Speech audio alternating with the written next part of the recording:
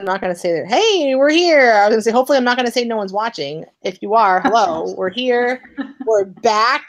I forgot to click myself on the window, so everyone's just going on willy-nilly. It's still the second show of this season. We're getting back in there. But hi, everybody. Welcome to the show again. We're those from the stand folks. Courtney, Jen, Karen, who's laughing already, and Danielle, who's also laughing. Everyone's laughing. Apparently, I'm making an idiot out of myself already. So no. Finally, the long-awaited. Every time the national team plays, we said we're going to talk about the national team, and then we talk about so much other stuff that with like 4 minutes, it's like already been 54 minutes, and we're like, oh crap, the national team. Well, they had a game. Good job, guys. So we're actually going to talk mostly this show about the U.S. Women's National Team in their most recent 2 games. Obviously, we skipped last week. The NWSL had its second week of the season. Some games happened. The Spirit won. The Spirit won. What? Great. I think Chicago and Houston had a pretty good. Did Chicago and Houston play? Is that who played? Someone had a good game. Chicago and Portland. Yeah, it was a doubleheader. Oh, Karen just stopped. Karen, say something? I just watched the highlight video. That's why I know that. Yeah, Chicago and Portland apparently had a really like a good on a game where we were like, man, all of us were kind of chatting like, where are the goals?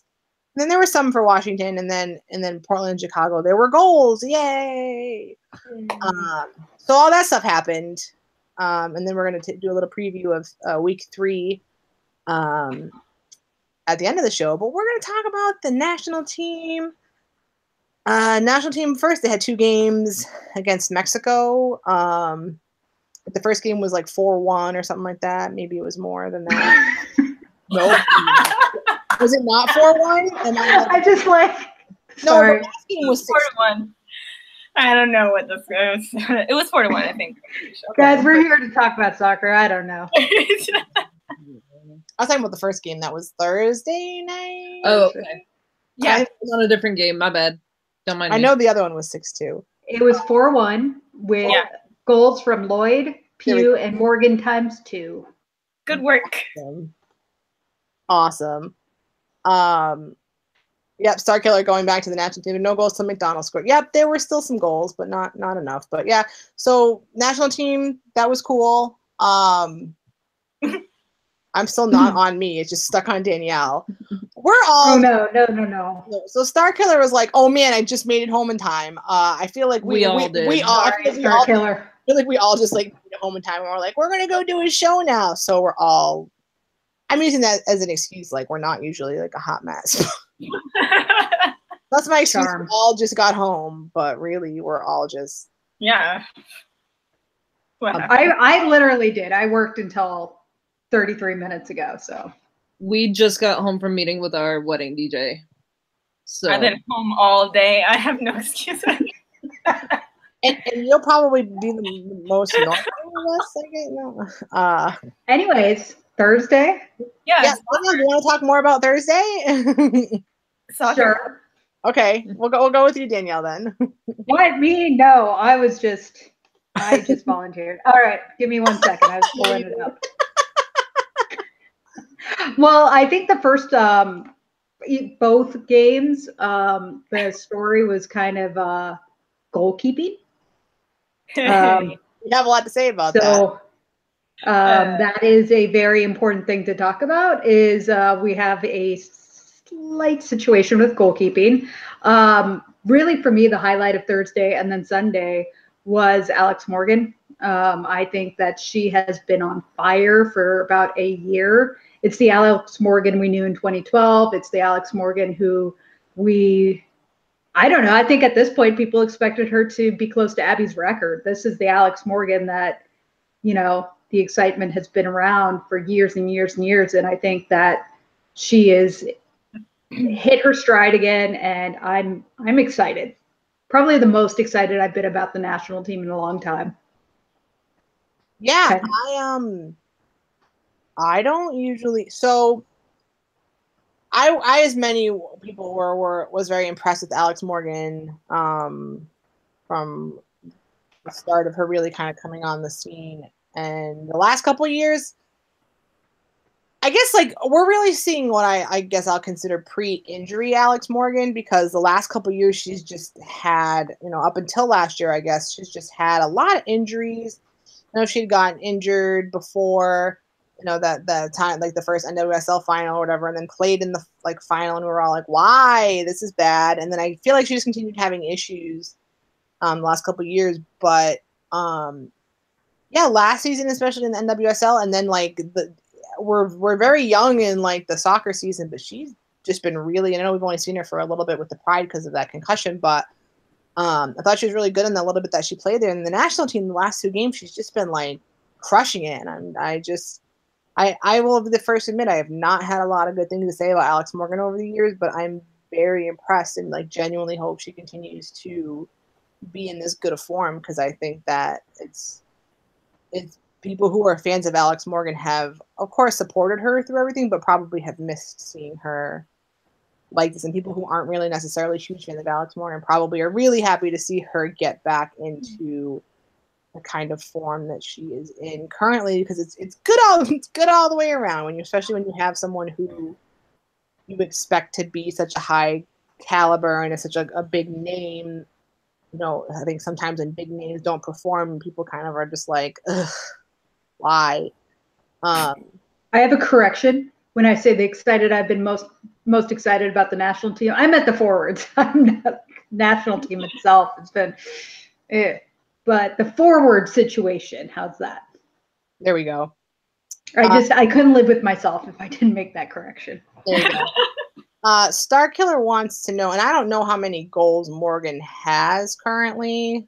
Starkiller, if you know off the top of your head, or we're gonna look it up real quick, but it's 13 or 10 and 13 or 13 and 10. It's either of those things. I think we're trying to find total U.S. goals.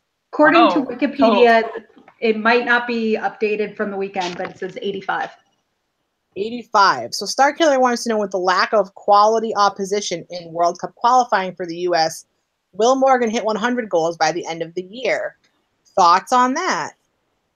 I think so. If she continues this form, if she continues playing with Pino, because Rapinoe and Alex Morgan together, it was just Morgan or Rapinoe assist, and then it was a Morgan almost assist, and then it was a Rapinoe assist, and then it was an almost assist, and then it was a Pino assist, and it just was going back and forth between those two, and it was crazy. So if that continues, and they are both on really good form, and Mal Pugh is on good form, I think she can for sure. Danielle, thoughts on that? I think it's plausible. I guess it depends how much friendlies. I'm not sure how much during the Four Nations tournament, just because those are some quality teams. So I'm not sure. It depends on form, of course. So I really think it depends on friendlies and who we schedule for friendlies. If we go to our old standby of easy friendlies, or if we, do the smart thing and have, top opponents. I don't think she will, but I think it'll be damn close. I think just thinking about, I know there'll be some friendlies in between, but just looking at historically who some teams that the U.S. has played during World Cup qualifiers, like the general CONCACAF folk who end up being in those tournaments, there's definitely some potential there to score. Although, well, I say that, but the U.S. has had some pretty close games with some of those teams that generally don't perform really well. So I don't want to take that for granted and assume that the U.S. is going to just roll over everyone in qualifying, because that's certainly not a guarantee. But I think between that and depending on who they schedule for friendlies, I think it's not. I feel like I'm on Mythbusters, possible. We have 2 games against China scheduled too. Okay, and then China's not. I think we've taken China for granted before, so it depends what China we get. Yeah, that's literally the words that are going to come out of my mouth. It really depends on what China shows up. So, plausible. Your thoughts?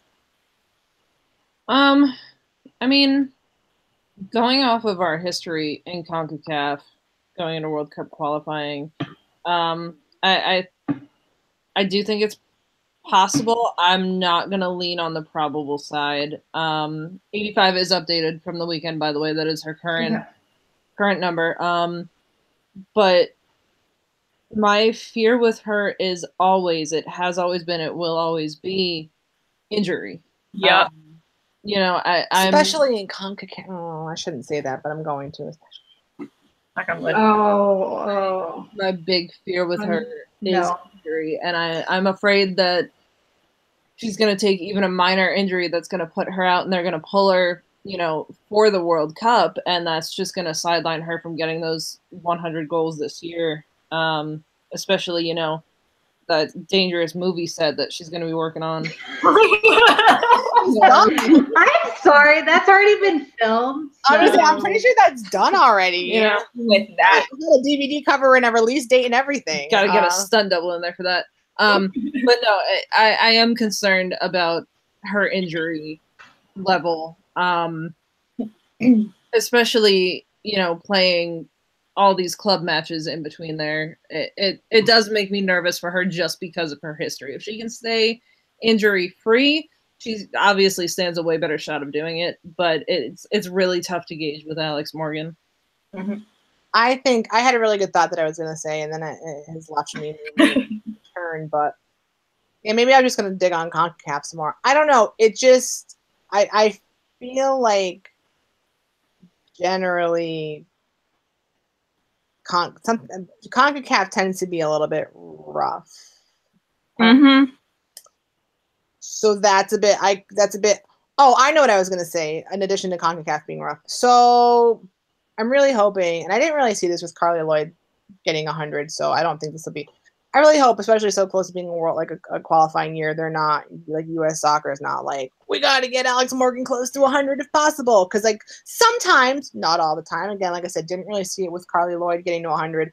Sometimes they're just very record focused and just want to, like, go, get another record. Don't think she's really close enough for that to, if that were to be the case, for even that to be an issue at all. But that I feel like I would feel remiss. Somebody who watches this would be like, well, tell that to Allie Krieger. Well, that's different because something happened there apparently that we'll never know. But I feel like caps and records are a little bit well, no, yeah, I'm just that's about for that. So yeah, I feel like we should change that topic. I think that's scary. We're gonna just anyway. Dark Killer said Jen better knock on every piece of wood that doesn't happen. She's doing it right now, so I don't know what she's not on the table. Okay, yeah, we don't. I was like, what else is wood? And I have the drawer here. So Star Killer asked another great question, which I know we're all super excited to talk about. Let's just make this a Q&A, by the way. Well, I mean, I feel like sometimes when we don't necessarily have a packed full like show like we normally do when we talk about NWSL games, like I could take a couple more questions. It is totally relevant, and we were going to talk about it already too. So, cool. Wanted to know. Will Ellis take another look at either Franch or Smith for the third keeper spot, or will she stick with Campbell? At this point, I think we all have some opinions on goalkeeping, and I think I will probably go to Danielle, who really seemed to want to talk about Abby Smith earlier today. So I did with Danielle. Abby Smith, like, why isn't she getting called into the third? She's probably the best, I think, NWSL goalkeeper right now. That's not, well, I mean, there's some bias, not because she's playing for Utah, who has some of my former team, not because anything with that. I honestly think she's right now the best keeper in the league. I've seen some, NWSL journalists say the same thing, Kevin and other people. She's definitely in the player pool. We've seen her get called in, but I don't understand why she's not getting that third spot. I don't. And it's nothing against Campbell. Campbell is a very quality keeper as well. But I think Abby's better. And I think Abby Smith could be a starter. I really do. And she can play under pressure. I don't know. I just think that I've always thought she was the future, and I don't know why she's getting left behind. I'm just gonna get this over with, and yeah, people hate me now. I'm just gonna. So overall, Danielle kind of mentioned a little bit. I think that the U.S. just has a goalkeeper problem in general. So once upon a time, the U.S. put all their eggs in the Hope Solo basket, and then she wasn't there, and then oh snap. And then it seems like seems currently like they're putting all their eggs in the Alyssa Nair basket. And I'm not gonna bless you. I'm not gonna purely judge Nair. Obviously, the game Thursday, don't really know what was going on there. Not a super great performance. I think everyone would probably agree. But a little bit more so than that, it's we haven't really seen her struggle that badly. But there has been since last NWSL season. I know there was like an injury, but there has been some struggle. Bad decisions. I think in general, and again, people might get mad at me, but I don't think I'm making an unfair statement. There has been some struggle, and if I were Jill Ellis and like U.S. women's fans, I'd be concerned, because you don't really have, once again, like I feel like we're in the goalkeeper who, Ashlyn Harris is technically the number 2, but like, she's having kind of an iffy, has been inconsistent in areas as well, and is also not getting game time. Again, because all the eggs went into the Alyssa Nair basket, so like Ashlyn wasn't really getting game time. Like Campbell got some game time, which was nice. Didn't really think she had to switch goalkeepers. Didn't even have to switch goalkeepers. Danielle makes a good point. You guys can't see our little chat bubble messages, but yeah, like Harris is even probably in the last like year or so has had less time than Campbell. So good point, Danielle. Thank you for that.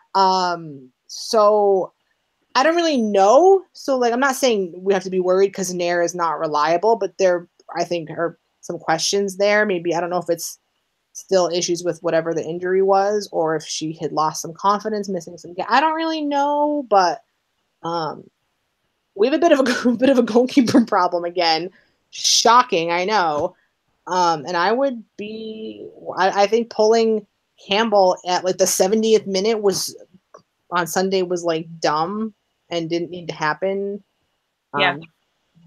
At that time, I guess, give them a half each if you want a spot. I don't really know. That's weird to see the goalkeeper come out in like the middle of a half, but whatever. That's a bit of an issue, and I just went on that rant because I had to get my Alyssa Nair concerns out and let everyone hate me for the rest of the And you know what, too? I don't remember which commentator it was. It might have been Allie Wagner because she's the color commentator. But they said that now that she's kind of taken over that number 1 spot, she thinks that like the goalkeeping coaches have been kind of pushing Nair to do things that she's not really used to as a goalkeeper, like coming out more. And because she's not really used to coming out more and getting off of her line as much, she's usually like a save keeper, like on her line. She's making that decision and it's like a rash decision. She doesn't know what she's doing and she's overcompensating, or she's making really horrible decisions, and she's not there yet as far as like her development into somebody who comes off of the line and makes those kinds of decisions. So I think that's probably a pretty good point, but that's also not very encouraging at the same time to hear about somebody who's your number 1 keeper. If they're your number 1 keeper, they shouldn't, obviously every player should be developing, but if they're in that spot, they need to already be there with just like rudimentary goalkeeper things like that. You have a thought on goalkeeping stuff? Oh, I have lots of thoughts, but I'd like to not get torched. That's so fair. Kind of like go in there briefly. My feeling is we have, I mean, if you look at the NWSL, we have so many keepers who have so much potential that at this point, we're not just putting all of our eggs in the Nair basket. We're kind of putting them in the Nair Harris basket. And it's because they were the backups when Hope Solo was keeper. But I almost want to say they're not old, but they're old in terms of soccer. Mm-hmm. And I feel like they were too old to learn from Hope Solo. So I feel like what we need to do at this point is bring in, like, rotate some keepers through the camp. Rotate Abby Smith, rotate Aubrey Bledsoe even, who has had such potential this season already. Rotate these keepers through there, find someone who is taking something from the veterans, from the goalkeeper coaches, and that's who you need to stick with. Pulling somebody out in the 67th minute like they did with Jane Campbell is going to do nothing but eliminate what confidence she's built to this point. Yep. So I think we need to work on finding keepers that have that potential and developing not only but also their confidence and sticking with them as the future of this team. I have one more point to make, and then I'll ask for any final thoughts on the national team. We can do a little preview for the NWSL. Dear Jill Ellis, stop leaving. And we talked about this before the thing, and then Alyssa made a comment that made me think about that. But stop leaving people in the game who are clearly injured and have to come out of the game. Like, what are you doing? Especially, like, didn't Morgan Bryan miss, like, a crap ton of games because she was injured? Like, what are we doing?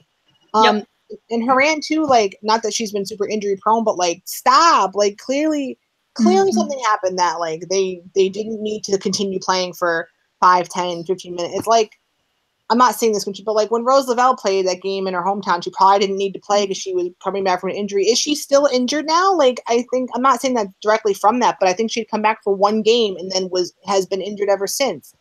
Not saying that directly is, but I think it is the same injury. So it's a friendly. Please take care of it. And now we're in this weird part of not that I'm like a huge, like, fan of a certain person, of an owner of a team who tweets a lot, Portland Thorns, Merritt Paulson. Not that I'm a huge, like, I don't want to just call him out because, like, other, coaches, owners, whoever have done it in the past do it too. He's just the one I noticed because, of Haran. And I agree with him, though. Like, if you're a coach, a general manager, owner of an NWSL team, and there's these friendlies in the middle of your beginning in the middle of whenever in your NWSL season, like, you don't want to see your player clearly injured and continuing to play on in a friendly that doesn't need to happen. So I don't always agree with what he and other owner GMs, coaches say, but I do agree with that. Like, I understand being upset about that. And that is, again, this balance that the US has with NWSL and all that. We do this every year and here we are again. So, well, it all comes down to U.S. Soccer obviously feels this way. The thing is, they're paying the check.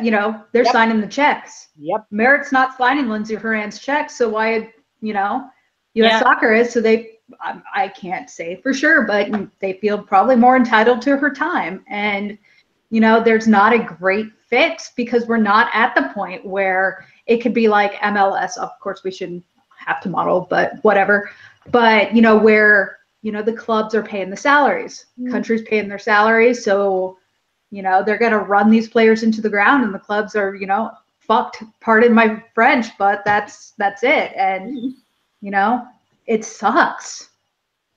Yeah, and I get, and that's a crappy mentality because it does affect the players who NWSL, like those teams, do pay their salary. It's a team sport, so when you even if if that is the case and they're like, well, and US Soccer's paying your salary, so whatever, like, it affects the whole rest of the team that is in the league. Okay.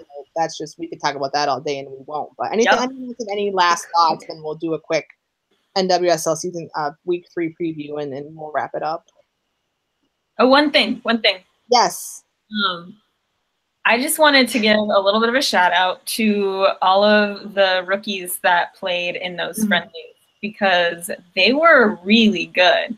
Some of them didn't get that much time, but like McGrady and Mace were really good.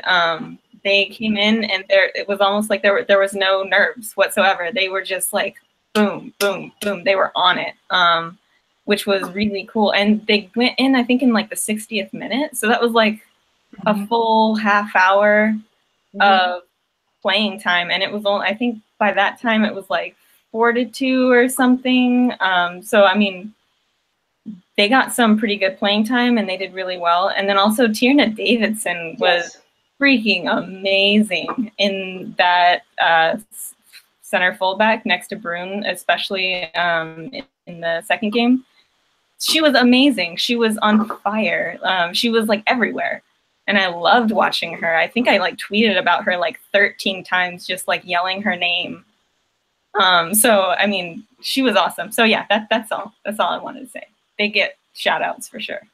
And then just, did we mention this even? Kylie Lloyd, 100 goals. Good job. Right on. Yeah, that happened.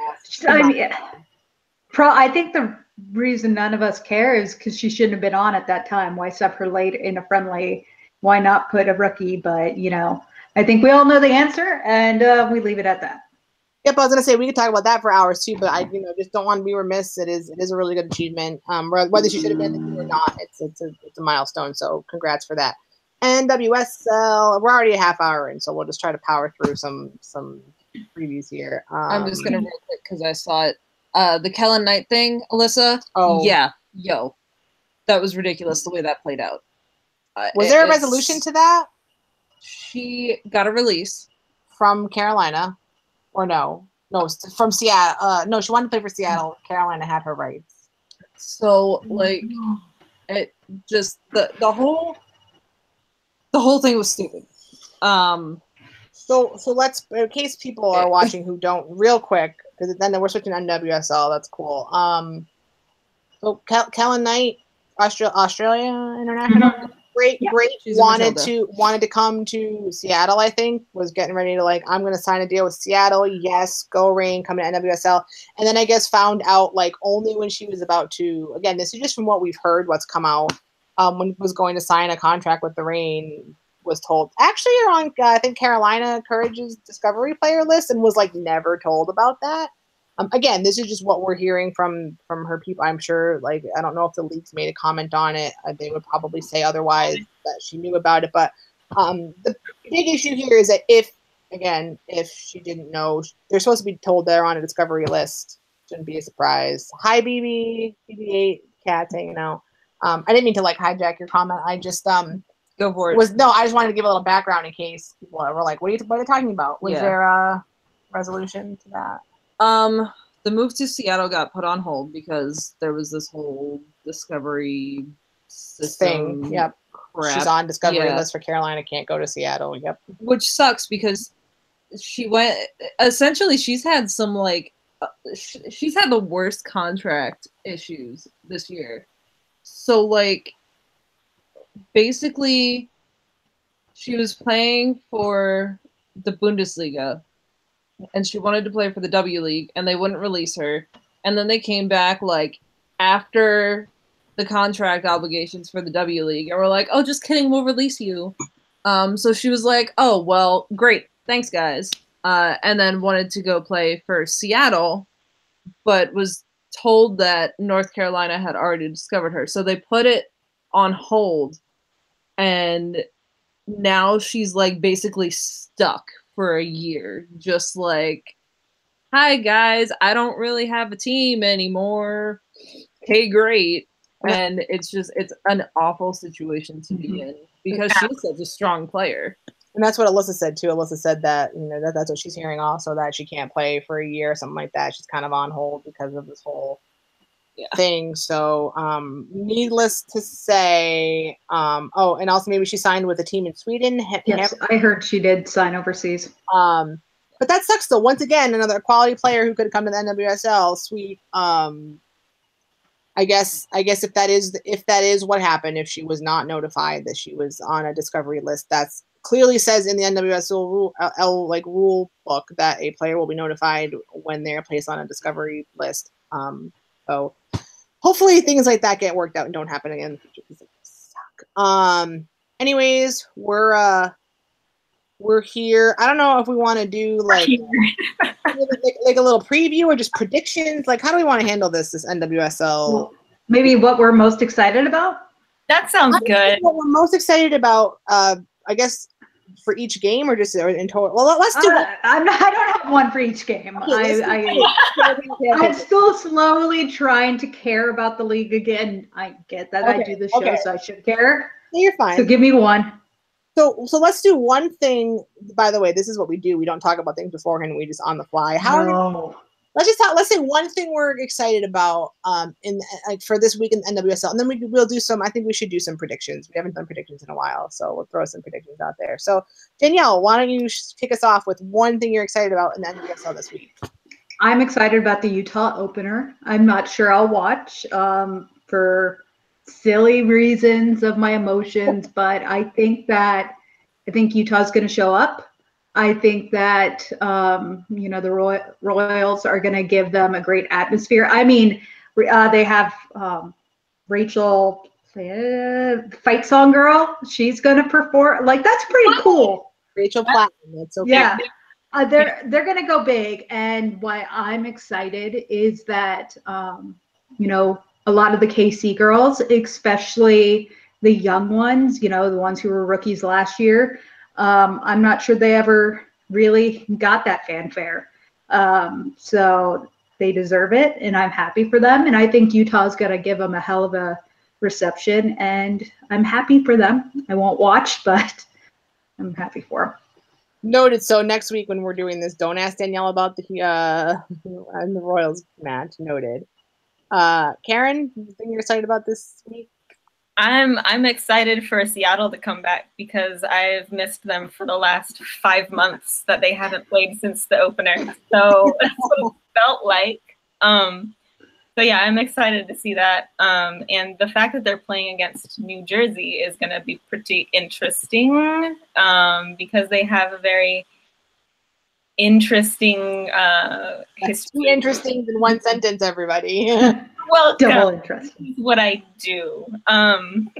So yeah, I'm excited about that game. And I'm also excited to see what kind of attendance happens for Utah, honestly, because they made such like a huge deal about all of these tickets that they sold. So hopefully when they do like the counts, it's going to be like super high, and then we'll have a team that kind of gives Portland a little bit of a run for their money, since they're always like our attendance. Well, so maybe Portland opens this weekend too, so that will be good. I was just gonna say that. I know it's gonna be interesting, muy interesante. I'm actually most excited about that Portland game. Shocking. Hey, Washington plays too.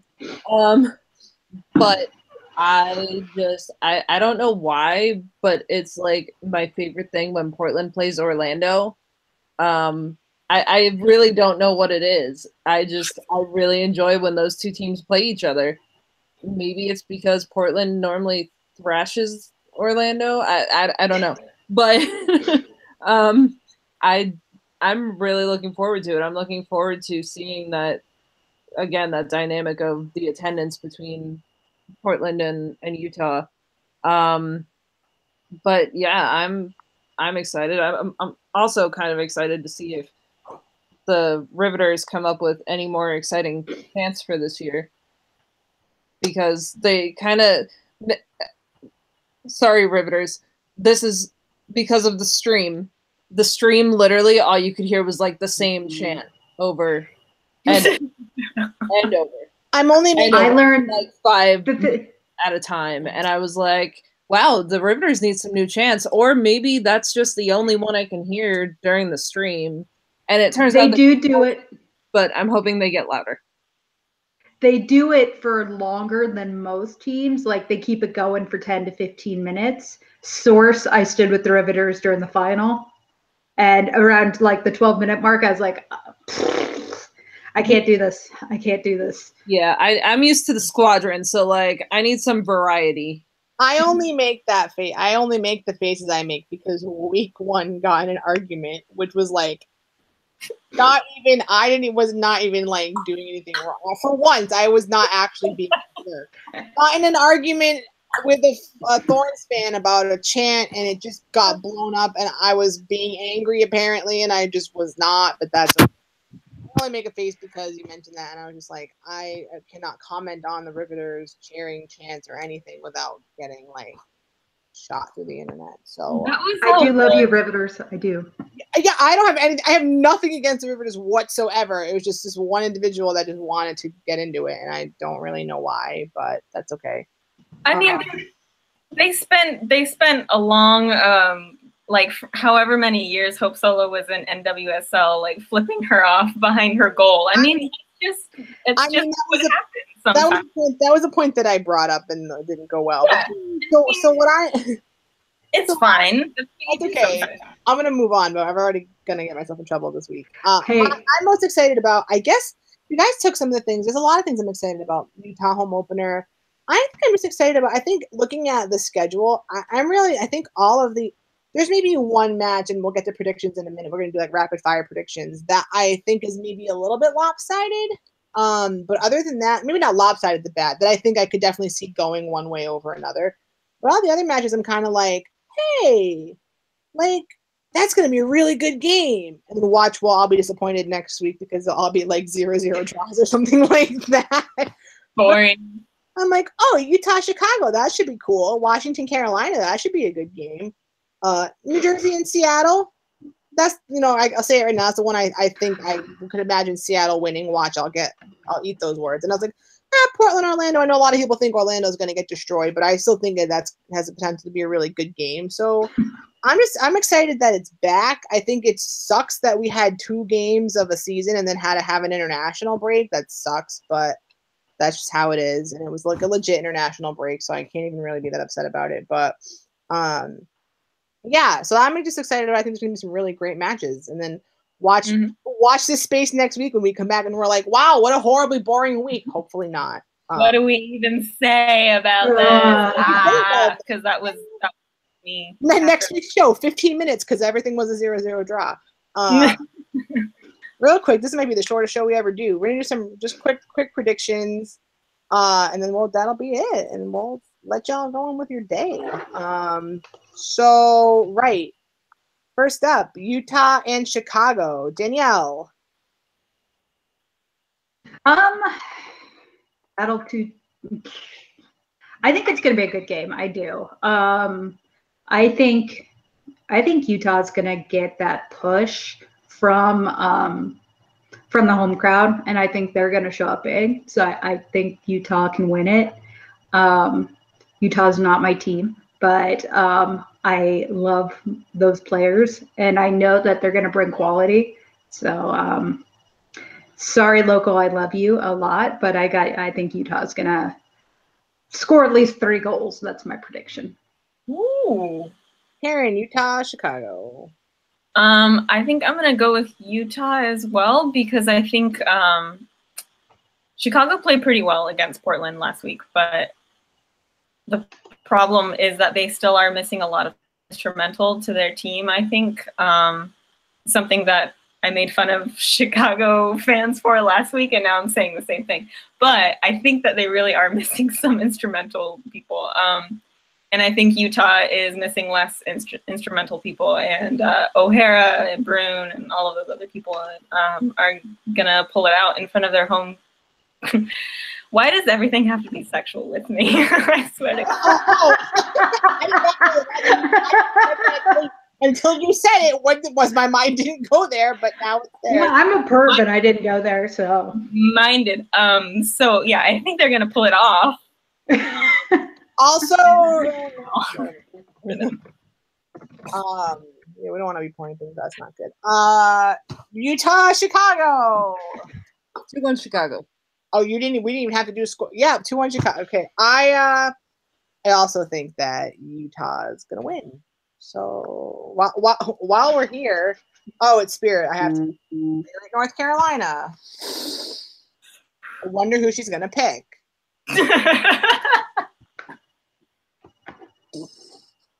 And the fact that you're even thinking about it is a little bit concerning. Oh, because she's not going to say Washington? Uh-oh. Yeah, Karen's right. That was the turtle. It's awkward. Awkward palm tree?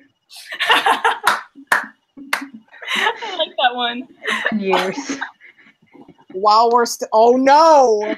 2-1 Spirit. Okay, that got scary for a second. I was really concerned. I'm going to go with Chicago. Not Chicago. Wrong game. I'm going with Carolina. Why not? Karen. I think, wow. I would say, I think North Carolina. Just barely, though. I think they're going to just inch it out. Like 1.5. We don't want to go there. Oh. And Danielle. 1-1 draw. Okay, that's fair. Not ending in penalties. Karen. It's the regular season. That's not. I'm just saying. Nobody's salty about that. New Jersey, Seattle. Karen. Seattle. And it's going to be probably something like 2-0 or something like that. I'm gonna go there. There. Danielle. Brain says Seattle. Heart says Shea Groom scores 3 goals and says hi to Vlatko after each one. Okay. That's not going to happen, but it'll be funny. I'm the one who said I think this is kind of, I don't want to say obviously Seattle, but I'm pretty confident in Seattle here. Watch, we'll all eat our word except for Danielle, unless Jen's going to pick. No, I'm going 3-1 Seattle. Okay, so just checking. Oh, while we're here, Portland and Orlando. I don't think Orlando's going to get destroyed as much as I want them to, so I'm going to go 1-0 Portland. I'm going to say Orlando just because I like being that person and getting mad by her for people. You know we're supposed to be getting married in like 3 weeks. Right? I'm glad I didn't RSVP. I don't know if this is I know, right? I'm like, ooh. Notice she said supposed to. That's all. That's why I'm glad I didn't RSVP. Is there a dungeon in that castle? Might be building one. Anyways, back to the soccer. All right. Prediction. I do it just to piss her off. Honestly, I do, but especially because it's Orlando. Back to me, or no, I was at Karen. Did Karen say something? Oh, sorry.